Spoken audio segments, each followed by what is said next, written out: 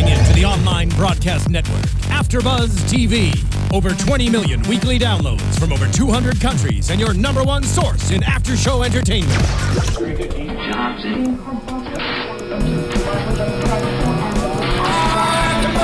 AFTERBUZZ TV, the destination for TV superfans. Producing aftershows for over 300 of your favorite TV shows. Interviewing celebrities and showrunners. And bringing you behind-the-scenes exclusives. All thanks to E! Entertainment's Maria Menounos, producer Keven Undergaro, and internet leader Akamai. Now, let the buzz begin! Hello, AfterBuzz fans. Welcome to AfterBuzz TV Boardwalk Empire, Season 5, Episode 1. I'm Keven Undergaro, your host. So excited to be here at the same time. Very bittersweet, as we only have 7 more of these, which is just still a stunner to me. I am seated by someone who's been with me for, what, 3 seasons now, Sarah, on this? I know, something like that. Yeah? Yeah. Who's with me right across? Hi, guys. This is Sara Stretton. You have to throw it out there. This is the final season. You said 7 episodes, but final season. You're right. 7 episodes left in the series. Thing. Oh, my goodness. And we have a new host with us. Yes, I am Charlie Berens. Been a long-time fan of the show, so I'm excited to be on the panel. And he looks a lot like Bethany. He does. Yeah. You know, use your imagination, squint a little. Yeah, it works. I know I've been getting tweets from, texts from Ebony, who is, is one of the best hosts of this show, and she is in New York working for Fox, but hopefully we'll get her to call in at some point. Will we be seeing Bethany? I know she's working on a movie. She's pretty busy, but we're going to try and get her in here. Give some tidbits of her knowledge. All right, well, let's get right to it. So we all had done the research, coming up to the show. We knew we were going to be in 1931. We knew we were going to be 7 years ahead. Just the fact that Arnold Rothstein, was killed. Yeah. I mean, and that we never saw that, but we knew he had some kind of relationship with Margaret going. Shows me that the fact that the series got canceled disrupted whatever the game plan was. Yeah. I agree with that. We all knew that he was getting paler and paler. He was changing. We knew he was on the road to death. Being that they did this jump and we lost so many years, it would have been more shocking to me if we didn't have anyone die. Like, I'm going to miss AR, but it's been 7 years in this crazy world. Like, I was expecting, 4 characters to be chopped off and be like, it's been 7 years here. People had to die. But if you don't see the deaths, it's real tough on a viewer. It's real tough, but I mean, and my point is, I don't think that this was planned. No, I don't either. Especially a character like Rothstein. I mean, he was one of the most compelling characters throughout the entire, series, and to just have it be, Meyer just say it. But to have casually. the 7 years be believable, you needed to kill. Oh no! And by the way, and by the way, per history, no matter what they say, they always say, "Oh, we'll take liberties with history." They haven't. With the true factual stuff, they haven't, so there's no way you couldn't kill him. He couldn't be alive in 1931, not stay true to the series. But I think the way they were, we were seeing his disintegration, but we were also seeing him with Margaret last season. And you could just see that this curve through Terrence Winter for a loop when HBO said, not only are you getting 1 more season, but you're only getting 8 episodes. So tell your story. Right. And that's exactly what I'm saying to you is just like, how could you let him go right, in such a way? I would have loved to see his character, complete its cycle. So we're not ending that story. No. Like, he might be gone, but we do have the remnents of the arc. No, of course, but he is a star. He's, and he's someone who's been incredibly compelling. And I guess, my question is to you guys. I mean, I'm all in. I love the show. Like, I totally was sucked in anyway for 1931. But are you guys disappointed that, we didn't pick this up in 27 or 28, or we didn't see the St. Valentine's Massacre or Capone's rise to power? Do you guys feel disappointed, or are you totally fine? I'm a little bit disappointed about the Capone, and for me, that's still on the edge because we haven't got to see him yet. And we haven't really, we get a little sneak peek for next week in the future. We know he's coming back. But for me, that's still on the fence because they haven't told us anything about what we're getting from him this season. The Valentine's Day Massacre, yeah, I'm a little disappointed we're not going to see that. Just And his rise to power, like so Charlie, we used to always talk about how they were the Muppet babies. When you saw little Capone and little Luciano and little Meyer, and we talk about the day that they would become full-fledged Muppets, and we just lost a lot of that. Which we'll talk about Lucky later in his scar and his like great acting. He looks so aged and weathered, right? And we'll get to that. But we lost a lot of that, and I guess I'm asking you guys, are you disappointed? Yeah, and from that, I'm sorry. Never right ahead. I was just going to say I was, pretty disappointed when, first of all, when they said that this was going to be the last season, because I was like, how are they going to do that? How can they wrap up this story that quick with one season left? And I think what we're left here is jumping around in time, and who knows, maybe they'll go back to the massacre, or maybe they'll go back to Capone's rise, because they're obviously starting this episode 7 years from where we left the last one. They may play a lot with time elements in this. We might get some We've highlights. We've already gotten the flashbacks. We We've could got get the more. flashbacks. I think that we're only going to get from what I've read, and I mean, it's somewhat of a spoiler, but it's not, because this is information that HBO and Terrence Winters put out there. But it doesn't indicate that we're going to have that kind of a flashback. I think we're going to go back to Nucky's childhood, which we'll talk about in our first topic. We'll talk about later in the show. But the idea from what Terrence Winters said was, we opened the series on Prohibition. The outlaw, the banning of liquor sales. And now he wanted to open the final season on the lifting of Prohibition. And so, I mean, I think for the cards he was dealt, which is like, what? You've got 8 episodes to wrap it all up. Right. I think he did the right thing starting in 31. That's exactly what I was going to say, is that this wasn't their choice to skip over all these years. It was, you have 8 episodes, how are you going to choose? And I think that it coming kind of full circle to the end of this chunk of time for them works for me. Like, I'm happy with that decision, because we need that information. Right. With the cards we've been dealt, again, I'm happy with that. I'm just bummed that those are the cards, but we'd always talked about, we would always watch this show in a way. We were so excited. We loved the production value. We loved the production design, the music, just the layers of it. But the fear was always that they spend so much money on it, and they didn't get the crazy numbers that Mad Men or Breaking Bad get, or Sopranos, and therefore, we risked the chopping block, which like inevitably came. Scenario. Yeah. Deadwood, exactly. Yeah, same. And when you look at the production value of this, and the lighting, and just if you know even just a little bit about film, well, that budget is massive. I mean, you can Google it and find out.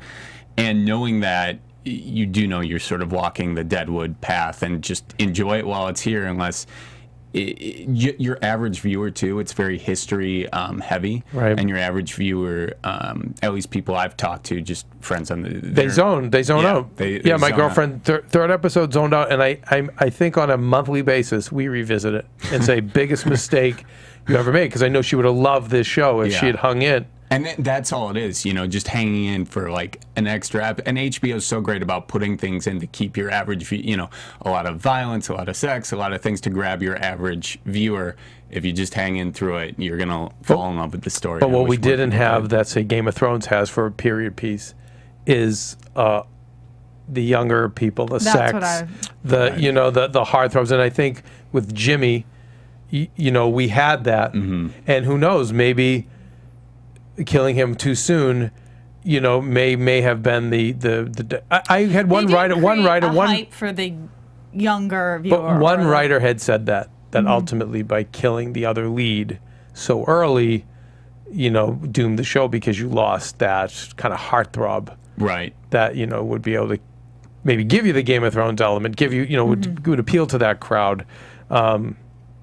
Yeah, no, I mean, you kill main characters in Game of Thrones too, but you don't do it in the way that they did in Boardwalk. But it's also talking just about the age of the people that are connecting to, and the actors that they Jimmy, can follow. And Jimmy had that demographic. Yeah. He was who, the 20-somethings he's a young can Brad follow. Pitt, right. And you have other shows like that father-son element. If you look at shows like Sons of Anarchy, there's different ages. In Boardwalk, most of your characters that are sticking around are a little bit on the older side. Yeah. I think it's I think for other showrunners, it's a little bit of a cautionary tale because, yes, it's nice to turn over the soil.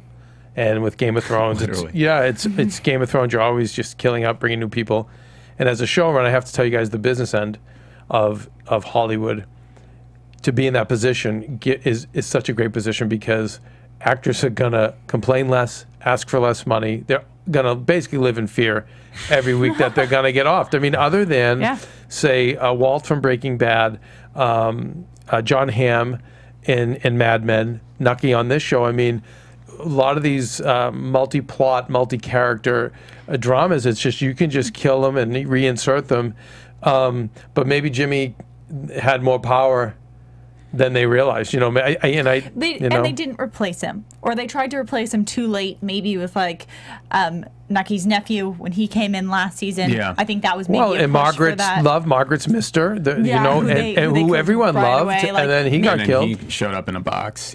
Yeah. So they've kind of just taken him away, and not really. They didn't switch fast enough. They didn't give us someone new to root for that was young. But I mean, I still love the show. I mean, all. I mean, I'm all in, and but it's just a business discussion on how you keep a wider audience, because at the end of the day, I wanted this show this to go 8 seasons. I didn't. I am not satisfied that I have 7 episodes now left to probably the top 5 dramas I've ever seen on TV, maybe even top 3. I mean, and I was hoping too that you would then once Boardwalk ended, and then we'd pick it back up in Chicago and go through the Capone thing, and have. That could be an option though. No one knows. Yeah, I mean, it could be an option to kind of go back now and retell the Chicago story. I think Capone is so. It feels like the way television is going is that they don't center on the big name character, but they're centering on the Nucky, the Chalky. They're centering on those somewhat obscure characters that are maybe slightly known in history, but. Or based on somebody in history, and then they'll bring in these other. But if the discussion comes down to the showrunners, what's going to redraw that in to rebrand Boardwalk Empire? I don't think it's going to happen. I don't think it's going to happen. I can hope. You can hope. Gosh. You can hope. I'm sorry. Well, I'm just being realistic. I'm talking about the push they could do, where it would still be Boardwalk, but it'd be centered on Capone, and that could draw in some new people because they know that name. Hey, if you're going to hope, I'll hope with you. I mean, no. I mean, I would, but I just, it's. Anyway, it's a little bit bittersweet. We're gonna get into the various topics. Let's start with Chalky. He's a stripey. Again, when Charlie, you're speaking about filmmaking. Did you notice how there was no color? Oh, it was almost black and white. Blue though. Right, it was a blue. It was so blue. Tint, right, which is my blue heaven plays later. But I mean, when you look at the contrast between that every time you go from there, Cuba, that was the first one, straight to the blue, to really the brightness. It's interesting, and it continued through the whole episode. The color differences in each of the sections was, to me, just saying that right now we had all these characters that lived in the same world of Atlantic City, and starting off this season, they are completely separate, and each of them has these different tones and is going through their own changes. And Chalky's was so blue, so heavy. It was the most bleak, right, and needs the most change, needs the most added to his life. But also, we always talk about Chalky as kind of the other side of Nucky, because they constantly go between each other and completing each other. Yeah. And I thought that was, we'll get into it, but even illustrated really clear for me at where Chalky ends up when he runs away. We're going to get into it, and I'll explain my feelings in a minute. I think what you guys are saying about how we see all these differences, it's kind of like starting at the in the middle, or of emerging from that sort of cosmogonic cycle, So he's been in his underworld for the past 7 years, right? And now he's emerging, and we as the viewers get the fun aspect of watching him move forward, and then maybe call back to what he learned in his time, behind bars or doing, wherever he's been. Yeah, wherever he's been. It was Matt Weiner. Terrence Winter also had said if there was one character he just wished he had more seasons to work with was Chalky. Yeah, he said he really wanted to do more with him, which we all wanted to see. It's, to me, it's just, he changed so much, because I was recalling the last time we kind of saw Chalky in prison and the power he had when that smart ass, or when anyone who was opposed to him was in the cell with him. And it wasn't him who had to step up, but all the people who knew his name who could step up for him. Right. And that he was stripped of that now, and that he was still, you know, separate. He had the coat. He was definitely different. He still wanted to tie his shoes, but that he had last one to stand up, you know. But that he had lost that influence. He had lost that surrounding force of who he was the leader of. And he looked very aged. And the other thing, too, when he asked him what he did or how he got here, he said, I got myself caught. You know, there's no, in that, that's all he says. There's no remorse for what he did. You can tell right off the bat, you know, Chalky's been holding this in. He hasn't come out of this a more righteous person or whatever. He's going back in, and I think he's going to dig his heels in. And you know, you can see the perspective. Look at how his people are treated.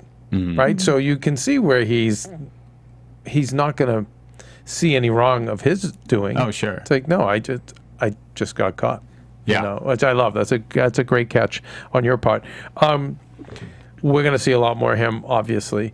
Margaret in New York. Are we leaving Chalky? No, if you don't want to, we'll stay. I just want to throw one thing out. Go, please. That I think that a difference that we got to see between Chalky and Nucky is how. One thing they illustrated with Chalky was how he was the one who went for the keys. Yeah. Which seemed like a brilliant move the first time I saw it.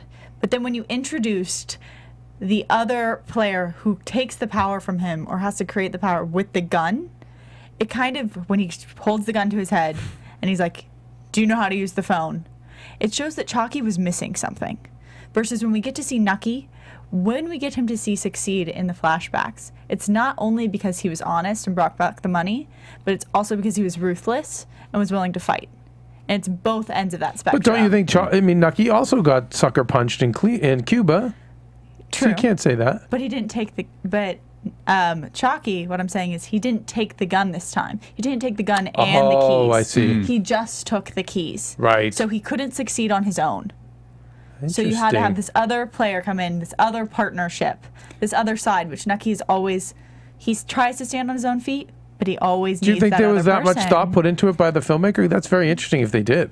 I'm not sure, but that's what I was getting from the showrunner. I'm pretty excited for this next Chalky, and I don't know his name. I don't know he's if we know something him. very interesting. Yeah, but just in the short scenes we saw him with. Okay, so is he? You guys, is he psychotic, or is he smart and trying to get up the ladder and is not well educated? I think he's got all the hints for like a great deep character, because I was expecting not much at all. You know, he was just singing the whole time, so I was thinking, you know, that's as deep as it goes. But then when he puts the gun to his head, it was such a bizarre scene.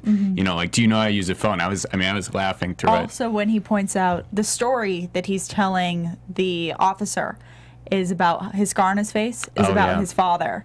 And that's then later what I mean. we get a line that he's in jail because he killed the his father. Oh, yeah. And that's, you know, that takes someone with a little more going on. Also the fact that he knew something was different about Chalky. Notice how he's the one he kept centering on, because he knew there's something more to this guy. So he has another sense. So as we're talking this out, he's complex and probably deeper than I realized. He's not just psychotic. Like, there's a game plan there. He's just not educated. But he was smart enough to single out Chalky. Right. Yeah. In the most bizarre way possible at the end. And the dad, you know, who did what he did to him, he made sure he paid the price. But Chalky just always has interesting partnerships. I mean, he does. Exactly. Well, has he interesting wingman? He's a wingman, not partners. Yeah, wingman. Or but you're right. But he didn't grab the gun. Jeez, I wonder if that was... Like, Nucky would have had both. He would have the keys. I just wonder if there was that much thought put into it. I wonder if they were just writing and they wanted to find a way to bring those characters together. But if you're right, that is, again, these guys just blow me away. Okay, so Margaret. So we go to Margaret, and we're in New York, and she's still the assistant. And there's a Boston guy giving a speech, and he seems all positive, and he talks about having his wife there, because after all, they're not just about money. I just thought he seemed crazy. I thought he was coming. I just thought he was one of those assholes who was trying to rile everyone up to make money, like a Wall Street kind of scene. Wolf of Wall Street. And then all of a sudden up comes the gun. And we know we're going toward the Depression, and we know that from history there's going to be a lot of that going on. You know. And I mean, I just like how he's talking about, you know, the whole sailing away on the turtle thing, and then you could tell in him saying the story, you were watching him crack, and I think, you know, he's sort of a microcosm for what America is sort of feeling at this time. 1929 is a really bad year. This is 1931, 2 years into it. 2 years after the crash. Right, and then so he's sort of, I think, there to put that, you know, the show to put their stake in what the average person's thinking, because he's at a bank. You know, he's not a gangster, he's not anyone else. You know, if he's giving a speech, this is something that's not that can almost be representative of the people. It's a world reference. Yeah, a world reference. It's to give the show some more context. I can't even say some context. And I mean, and there's nothing but sea references, ocean and water throughout this. No. The whole, you know, so it's interesting about the turtle. For the Little Mermaid to show up. What I like seeing too is that most of the stuff I've seen about the Great Depression is either 1929, which is the crash, which people jumping off buildings, which I've heard actually never really happened. There's not one case. That's what I'd heard, but there were rumors that there was all these guys jumped off the buildings that they worked in. I've either seen that or I've seen the Grapes of Wrath, you know, 30s where everyone has no money and they're dying. I like seeing the kind of slow disintegration. An office that is thinks it could be okay. It's crumbling. They're trying. I mean, you know, how many times have we seen this? You know, even in our economy today, where it's like everyone's putting fingers in the dike, so to speak. I love seeing that. It's very interesting. It is, and I mean, you know, obviously our economy now isn't as bad as then, but you have a lot of interesting parallels to today with even, you know, prohibition of booze and marijuana today, and people talking about how it could fix the economy. That's what they were talking about in Cuba. Right. Yep. So you know, and maybe who knows? Maybe they'll be taking some liberties in that regard this season, showing parallels. I'm sure they will. Yeah. I mean, we always talked about well, gentlemen, we're entering into the information age, you know, and it was like we're in that today, you know, and they're talking about back then where radio and telephones, electricity. Right. So I think you're right. In looking at Margaret, once again, she's just, she's such a survivor. And we were questioning, you know, as we're watching, oh my God, does she have the key? Well, clearly she did. I expected you to go, of course she has the key, because you're always one step ahead. I didn't expect that she had it. I thought she was going to find it. I thought we were going to get a little bit of a, how do I say this? Margaret is like, I want her to be like an unintentional crook. Like, she doesn't do things bad on purpose, but they kind of just happen to her. And so I kind of wanted her to find the key and it like fall into her lap. But this, I wanted to see that she'd removed herself from this criminal world, that she didn't have any background, and that she'd kind of unattached, and she was going to get thrown back into the fire. But now she had the key. She's choosing whatever path or whatever these AR files are. She is choosing. A Redstone. Yeah. She's choosing to be involved. That's a little funny streak in Margaret. It doesn't surprise me because it's consistent with her character. Let's talk about where she meets with her boss's boss. Was that just their strange version of human resources? How do you feel? I asked you how you felt, right? Like, was he just going through, is that their lame attempt back then to be human resources that were gonna, you know, because I mean, obviously she's feet away from seeing her boss blow his head off. Right. Very different world back then, but I'm sure it had to figure in. Oh, yeah. You have to talk to all the employees, make sure everyone's okay. No one wants to send in any complaints. He was just a little unattached from the situation. Well, I mean, again, that's the time, though. You see Mad Men in the 60s, it's the same thing. It's not this politically correct environment, you know. But I'm grateful that they even acknowledge it a little bit, because I think the bad writing would have been to say, well, back then people were colder and tougher. I would think that somebody would acknowledge someone witnessing their boss get their head blown off. We also got some information out of it. We got that she's not married. We've got that she has her Don't get turned around, he told her. Right. Yeah. Another very fun. I'm expecting a lot of things from Margaret yes. this season because she hasn't really had her breakout season. You know, we've kind of been waiting for it, and I think obviously they have no choice but to do it this season. But I'm very interested to hear what her past was with AR, and That's I'm right. expecting a lot. Throwing it out there that Sally is attached to someone other than Nucky. Yeah, we'll talk about that when we get and there. now Margaret is unattached. We'll get there, but that might change. But that might change. And again, Terrence Winter said that she's going to have an interesting romance. Oh goodness! So I think he said by episode 3. That's what I read. That's great. News. Anyway, it'll be. Other than that, it seems like she's losing her job as a secretary, right? Because it's time to get married. Is that what he was saying? I feel like that. I mean, he didn't say it specifically, but I can't imagine she's going to stay there much longer. And so that'll probably force her into crime.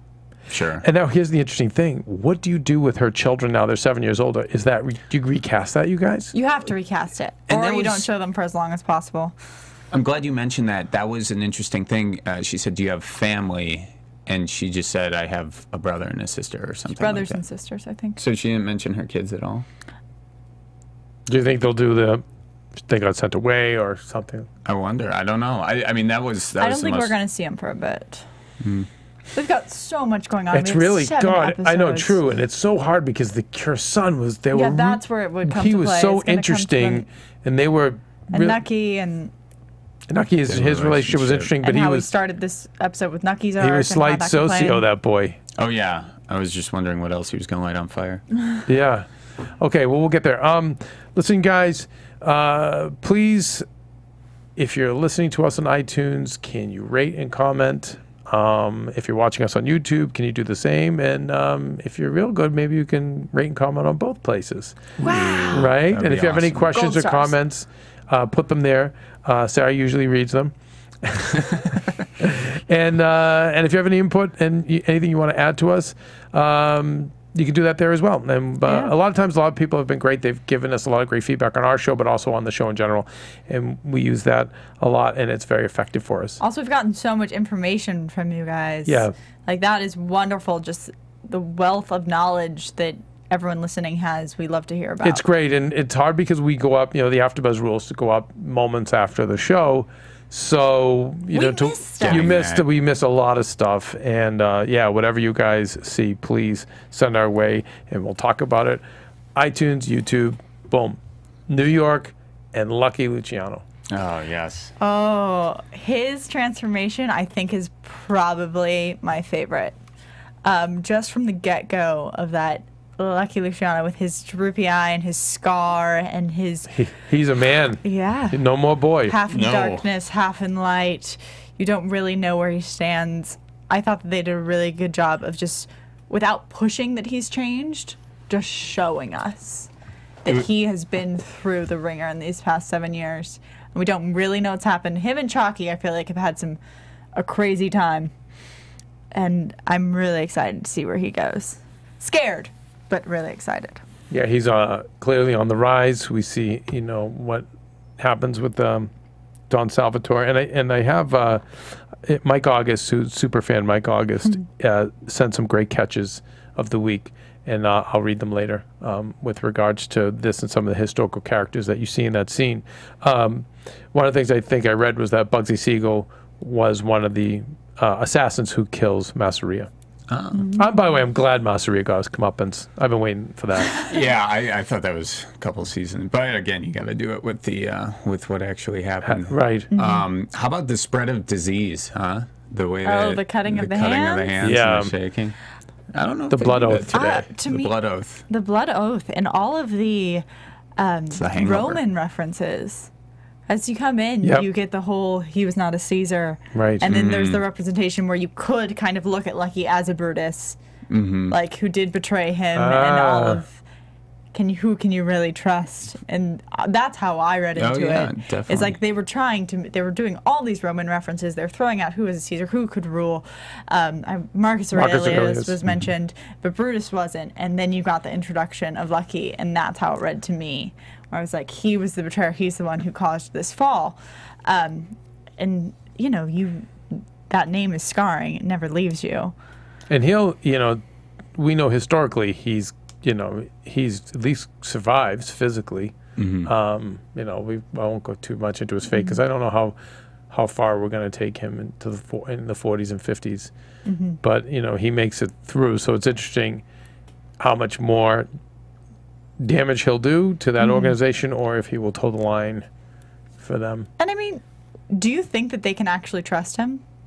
Or they actually will? No, I mean, I think when you were talking about the Brutus thing and they brought out the knife, you know, that sort of, the dagger. Yeah. I mean, I think that symbolism alone says, you know, he is climbing to the top in my mind. But maybe. I feel like they have to develop those characters a little bit more to see if we're going to trust them or not. Yeah, and I don't know much about Salvatore. Was this our first introduction to him? I don't. It feels like it, but who knows? It feels like it because I feel like I haven't. Do you know really Charlie? seen him. Wasn't he? He wasn't in Cuba last season. I feel like his name has been there, but I did not recognize his face. Or not Cuba. I'm sorry, Florida. Florida last season. I'm gonna have to rewatch a little. Guy in the white suit. Or if you guys can remember please when let us Salvatore know. introduction was made. Besides today, because I know that they talked about him, but I don't know if we'd seen him before. I don't know. And I'm a little foggy on him. Moving on, you know, going to Cuba, so from Florida to Cuba, we see Meyer Lansky, and he's like, yeah, I'm not that close with Lucky because he's a bachelor. I'm a married one man. Of us is still a bachelor. Or something Yeah, but like yet that. he's of course with a prostitute. He's only married for the week, I guess. Which means you can't trust a single thing he says. So who knows if he's actually in leagues with Lucky? I know that again, their relationship. He's still in turmoil. No, I don't. I know it's in history. They're pretty solidly connected, but maybe they're on the outs at this moment. I don't know. He might be too hot of a potato, Lucky. For Lansky, might have to like lay back a little bit because he's, you know, gotten himself into so much trouble. Yeah, I just don't know if we were getting all lies out of Meyer's mouth because obviously the wife was a lie, and then he says he's not in contact really with Lucky, so maybe he's in complete contact with Lucky. And isn't it great when... And then you said it out loud. What? Right up before the attack. You went, ooh. It's a hit. Yeah. When he asked for the Lucky Strikes?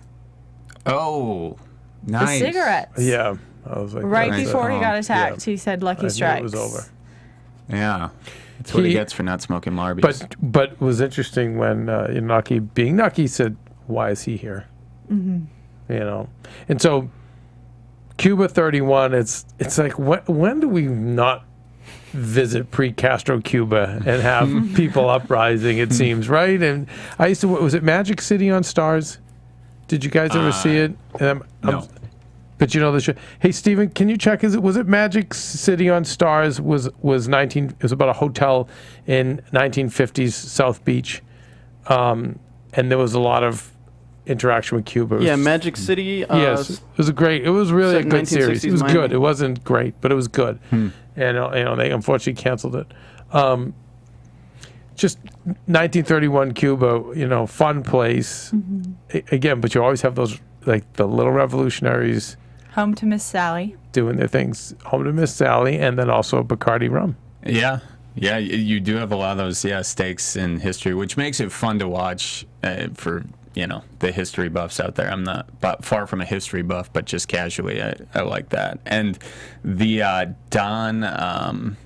what's his name? Don Max? I'll get it for you in a second. It's even funny, as you guys looked that up, that Nucky, Don Maxine. being Nucky, knows Cuba's future because he's the one that they're like, oh, we always have those little things. And I forget what he said, but it was an indication like, no, this is a warning to something bigger.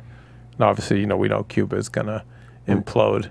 Right. Sort of building off Nucky's just political knowledge and political sense or instinct. That he has that instinct to know. And it was interesting to always wise to have an exit arranged. You know, that quote came up. And I wonder if that's not foreshadowing for the series. I wonder if the series doesn't have Nucky having an escape arranged. I just wonder when I heard that line. And what I thought was interesting in that scene that you're talking about, when they pulled out to the wide shot, you had the wind going through the corn in the background. I was like, oh, there are definitely soldiers walking through that corn, you know. Wow. So I know it was that was a little weird, but in my brain that was a little weird. But I just thought Nucky always finds a way to get himself surrounded in one way or another. So that was myself thinking that's obviously foreshadowing of it. How great was it to see him handle the senator? Oh yeah. I can't tell you how many times I've been in meetings and I've had that kind of naysayer in the meeting, just totally screwing up a meeting, and Nucky just steps right on him and is like, no, we can make this work, and what do we have to do? How do we work together? And typical Nucky, yeah, making the deal. I think we can all learn a lot from Nucky. If we just study Nucky, good things will happen. But Nucky, who says he's always happy, never really seems to be happy. No, he does. no. He's a very complex man. But and again, we're going to talk about why when we go back to 1884. But in Cuba, you're right, Sally, I don't think she says, don't worry, I'm not alone. Yes. And that's the indication that she has somebody else, or right? There was a lot of like subtle information for Sally. I really like her character, always have. I think we got her that she's 7 years in. We got that she's still addressed as Miss Wheat, so she's not been married. She has her own place down there. She's the one who kind of pushes. But she's come up from barmaid into, you see her now. Yeah, and she's the one pushing like. Yeah. You know, the arrangements, the womanly favors that are really what gets this deal going and gets them to have this control over him. That's arranged by Sally and addressed by Sally. Right. That wasn't Nucky's idea or proposition. She laid down that idea. And then their separation from each other, that their relationship has obviously very much changed, which to me was a surprise because I thought that they were together. When they introduced them dancing, I thought that meant he had found some happiness. And that's sad because the kiss on the cheek, they're not together in that way. Also tells me that maybe it's Nucky and Margaret that will rekindle. Yeah.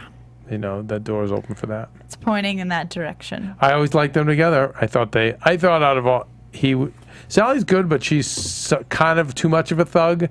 Where if the business is going to be legit, awesome on her own, right? Margaret kind of needs Nucky. But also if you want to run a legit business, and now we're moving away from Prohibition, and he wants to Nucky being Nucky ahead of the curve, wants to have a legit business. Margaret was a better front. Well, and especially since she now has just a well of valuable information working at the bank, just everything from. Because that was the bank that AR went to get investments, and he invested in Florida, I believe. And now he's dead, so who knows where that... And she's going for that file, so that I think there's a lot there. Yeah. Yep. That'd be very interesting. And we'll probably get back to Florida at some point. But Nucky's setting up a distribution pipeline for when Prohibition does end. He'll be the one. He'll be sending Bacardi to the thirstiest nation in the world. Yes. Yeah, and then it'll be interesting, and I think our little preview of the next upcoming weeks hinted at this. Just, your established legal business coming to a head with the underground, and how those two worlds are going to collide. Right. This won't be legitimate business any way you cut it. Right. And also the change that we had so much Hoover, and also we got some foreshadowing about. Yeah, he'll be, he's not going to, we know it's Roosevelt who takes over. And we got that name dropped today. So that's a huge turn for the season. Right. Which I think will be, that one I'm actually bummed about. I really liked everything to do with Hoover. Because he was corrupt. He was crazy. Yeah, he was awesome. Yeah, he was great. He was fun. It was fun having him in office. But yeah, FDR needs to calm things down and get us out of depression, win the biggest war of our nation's history, and have us become a superpower. It's just got those couple of tasks ahead. All right, Atlantic City, 1884. Is this your favorite section? No, actually, other than historically, I love any time that we can time travel and they give us the production design, and I feel the show does such a good job bringing us back there. And I would give anything to time travel personally. So when I see this and I see it done well, I love it. That being said, initially I was bummed because we're talking about all these great characters we have, how we've fallen in love with them, and we want to see more from them. But now you're asking me to get invested in a mom, the young dad, the young Nucky, all new actors, a young Commodore. I'm sure it's going to be a young Jillian. It's just a lot to ask me when we only have 8 episodes left. Right. But as I watched it, I'm like, goddamn Terrence Winter and this show, because I'm hooked. I'm in. What do you guys think? I agree with you. It did take a lot of time into this episode, But do you think, are you bummed the fact that this is going, with 8 episodes left, this is going to take away now? Because this is now another major story arc. What holds Boardwalk together is Nucky, and yes, it is a huge story arc. But I think we're going to need to know more about his past to be satisfied with where he ends up at the end of all of this. I'd agree, and I think from like a bookend perspective, you start it with what was that song, "Be Honest" and "True Boys," that from the golden days, from the book, the poem. Yeah, is it a poem or is it a book? I think it's a book. It's like a leaflet. No, that's not the right word. That's probably what a book looked like back then, right? Yeah, probably. But you're right. No, they had like the bound books back then. Yeah, so I don't know. So the takeaway though was "Be Honest" and "True Boys," and I think from a bookending perspective, you start the final season off with "Be Honest" and "True Boys" because that's what was said at the beginning, and then you look at Nucky, and he is giving it an honest effort to make some money, but he's quickly finding very early on to be honest and true is to be corrupt, and with the Commodore sweeping his floor. So however. Yeah. By returning the money, he still got, he could have had the $50, which would have been spent in a matter of months, maybe even a year. I don't know. And that would have been done with it. But the fact that he didn't get the 50, now he's with the Commodore sweeping. So it's quite the investment. The honesty did pay off in a way that he may not have expected. In a way that's or maybe he did expect it. He wanted to get in with those people. Well, he said he wanted to get ahead. And he got shut down. And he tells the sister, he's already aware that they just have more money. There's nothing special about those people. They just have money. That's the only difference.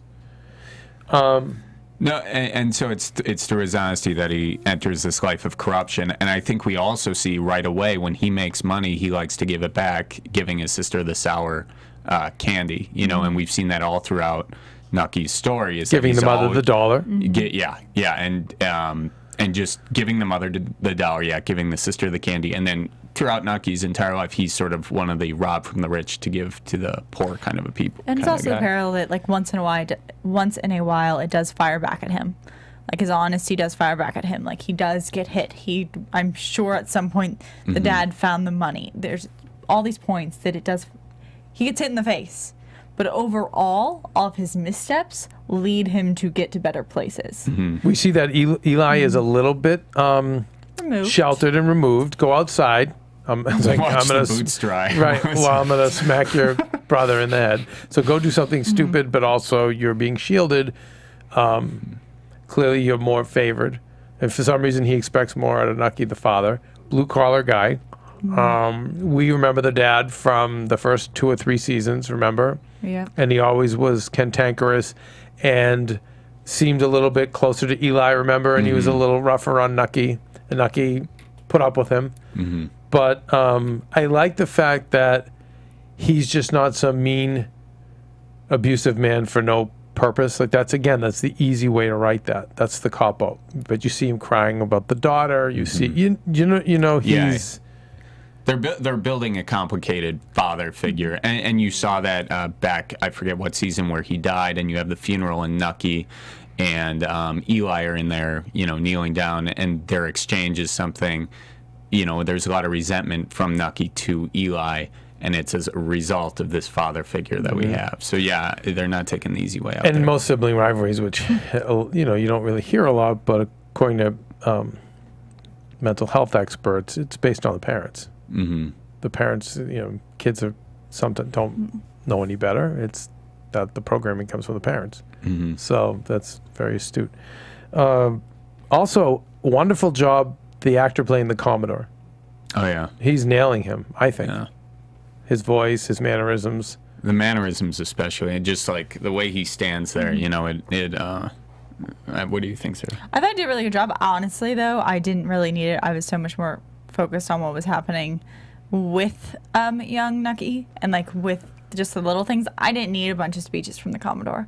I got it. I got that it was basically the opposite advice that he was getting from his mother, and so you were getting these two opposing forces. I liked it. I also liked the fact that he built Atlantic City. It's like the people like Bugsy Siegel building Vegas, but not really getting any credit. You know, it's like this guy built, according to this story, he built Atlantic City, which is really cool. It's cool to see that the set design for that early boardwalk too, when you compare it to the intro credits and everything else. Right. It's just very cool to see. It's tense. You know, it looks like that's what they said. For my research, it was just one hotel. Oh, wow. That's all it was back then. And he had this vision to build it. And as I was watching it, thinking in my brain to where he ended up and his stroke, and remember his comeback to take the city back. Yeah. You know, I wonder some of those old timers. Remember his little circle of friends and the one that smacked Jimmy in the head with his cane? You know, I wonder, are we seeing these guys on the porch? Bowler hat man? Maybe the guy, maybe the guy with the $50 bill in his hat. Maybe he's one of them. I don't know. That's interesting. I forgot about him. That's what I love about the show. Well, the guy that kicked him off the stoop, you know. Yeah, I don't know. Yeah. Could be. I guess I'm just more invested in Nucky's history than the rest of course. theirs. I get that. But I thought it was done very well. And with Nucky, we're seeing some of the other kids are doing more of the standard ways of kind of getting ahead, and Nucky's already thinking big picture as a kid, which is so cool. Yeah, and the references, the tie-ins between the gold and the ocean and Golden Boys and the gold pieces and the diving for money and the constant of that coin throughout all of his flashbacks. Those were, I thought, really good symbols that they carried through the episode.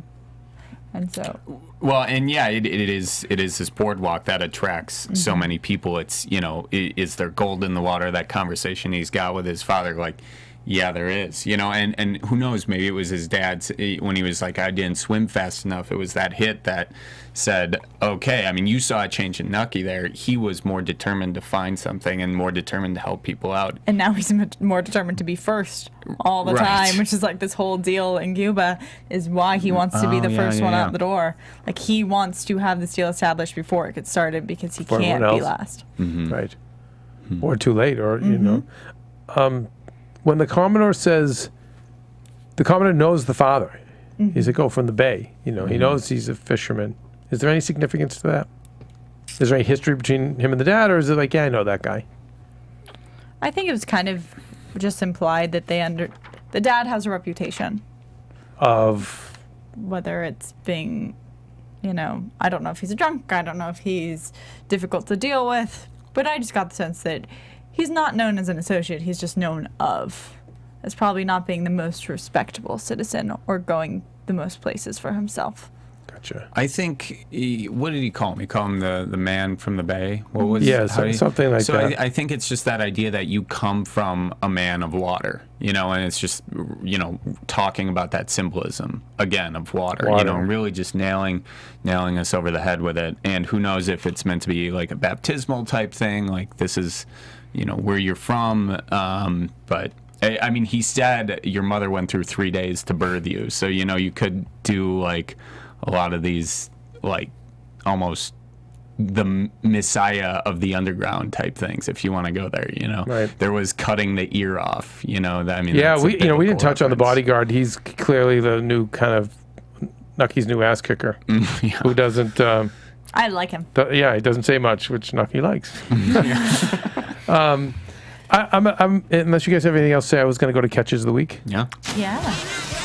All right. We already have catches in? Oh, it's the AFTERBUZZ TV Catch of the Week. Oh, nice. I never got that drop. Okay, so this is from super fan Mike August. Thank you very much, Mike, for sending this in.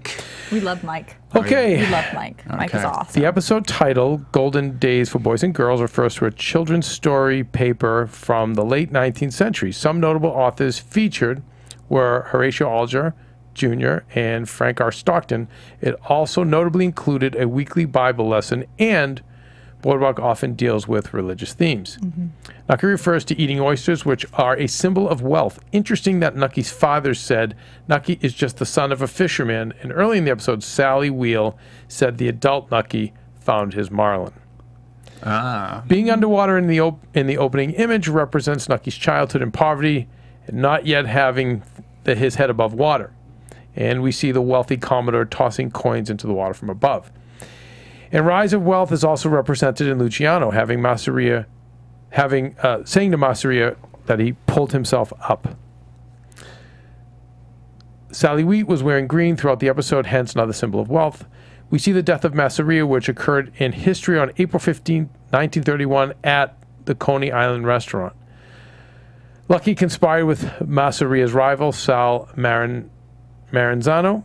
The men who carried out the hit were Bugsy Siegel, Vito Genovese, Al Anastasio, and Joe Adonis. But we only got 2. We only saw 2. We only got 2. Masseria died with the Ace of Spades card in his hand. After Masseria's death, Luciano became the head of the Morello Masseria family, also reorganized the Italian gangs of New York into 5 new families using the crime structure of Sicily. And we haven't quite got that yet. He's not on top for us. No. Yeah, no, so that's a bit of a spoiler. I'm sorry. Sorry. So who knows? We may not see it. That. We might not even get that. One more, and this could be a reach. The Chain Gang song referred to Juber, which is slang for a thing of great beauty or value. I know, Sarah, you wanted to. I was like, what's Juber? I'm like, what does this mean? I see that tying into the episode's theme of wanting more money and power. Wow. Okay. All right, let's go to predictions. Mike is awesome. Yeah, he is amazing. That's great. He's and so he just good. Sent us thing about how quick Your AFTERBUZZ TV Exactly. predictions. Well, we didn't get an official prediction. I mean, for what next week is, we got a it's called a sizzle tease for the season, which is going to be Al Capone at Power. Got more Mueller, Van Alden. Van Alden, thank God. I love him. We're going to see Who him. knows what his name is now? We are going to see Chalky, and we're going to see Chalky's nemesis, which is great. Who's got it? I'm sorry. What is this new club? What club is it? I don't know. Is it the Onyx? We Oh, also no, you know what? It's probably the Cotton Club. Do you think it's Cotton Club? Probably Cotton Club. Okay. But, and I'm sorry, I'm having a brain freeze, guys. Who's Lovelace, love, good love, something. Doctor? Oh my God. It's Narcisse. Narcisse. Yeah. Okay. Narcisse. And we're going to see him. And we see Nucky bloody and beaten at a different point. And We've got a lot of attempts, I think, on people's lives. And even him dealing with the mob says you don't have to be afraid. He's like, who said I'm afraid? Listen, we know it's going to be a great 7 episodes, and I'm hoping to get Terrence Winter at some point. You know, in these next 6 or 7, these next 7 episodes, I'm hoping to get him, and I'm hoping we can pick his brain. pick his brain a little bit. Yeah, a lot of the actors are in New York. That's the only thing. Yeah. Unfortunately. We did have one of the actresses come in though for Spotlight on. Yeah, who'd you have? So we need to look. Everyone, check that out on our Spotlight on. But she's not. We haven't. She's a new character. Christiane. She is Van Nelson's wife. Van Alden's wife? Yes. Which That's what I meant to one? say. His Norwegian. great! Nice. You got her. Christiane. How was your interview? She's wonderful. She is like the nicest, just calmest woman. She's so sweet. And obviously, this is just an accent she Beautiful. puts on. Yes. All right, so And it's I was shocked that she came in and had an American accent. So you guys go to YouTube for AfterBuzz TV Spotlight on. What's her name? Christiane. I always pronounce it wrong. Christiane Seidel. Seidel. Okay. Or you can look at where it's up on iTunes. And do you guys talk a lot about Boardwalk? We talk a little about Boardwalk. We talk about her other projects. But she talks about her whole experience. So you guys check it out. Oh, my God. I'm so in. So in. All right, Steven. We're lingering. We're dying here. Okay, guys. I know Sarah does not do social media. I'm sure he does. Yeah. But Charlie, you do. Charlie at Charlie Berens on Twitter and Instagram. If you want to look at some weird pictures, that's where to go. Nice. At Undergaro. And again, please rate and comment on iTunes, on YouTube, and info at AfterBuzz TV for any other thoughts. Steven, where do we find you? You guys can find me on Twitter at Stephen Lemieux. All right. Very good. You guys, thank you so much, everybody. We look forward to speaking next week. From executive producers Maria Menounos, Keven Undergaro, Phil Svitek, and the entire AfterBuzz TV staff, we would like to thank you for listening to the AfterBuzz TV network. To watch or listen to other after shows and post comments or questions, be sure to visit AfterBuzzTV.com. I'm Sir Richard Wentworth, and this has been a presentation of AfterBuzz TV. Buzz you later. The views expressed herein are those of the hosts only and do not necessarily reflect the views of AfterBuzz TV or its owners or principals.